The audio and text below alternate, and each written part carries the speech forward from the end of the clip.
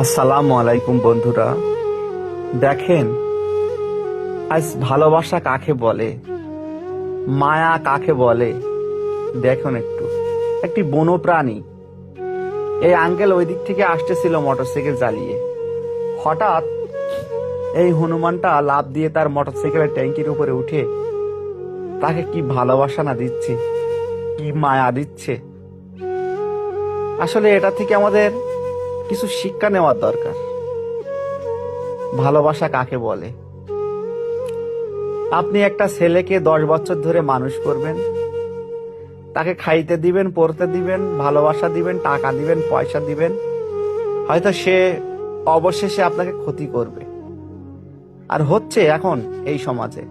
কিন্তু দেখেন, একটা বন্য প্রাণী, এই আঙ্কেল আসলে মনে হয় ভালো মানুষ। আর এই বন্য প্রাণী ভালো মানুষকে চিনতে পারছে। মাথায় টুপি, মুখে দাড়ি। ও লাভ দিয়ে আরো তো কত মানুষ আছে তাদের কাছে যাইতে পারতো, কিন্তু না, উনি এই আঙ্কেলকে বেছে নিছে। এটাই হলো বাস্তব।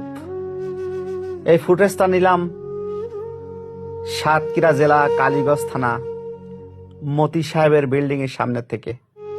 তো ধন্যবাদ সকলকে, ভালো থাকবেন।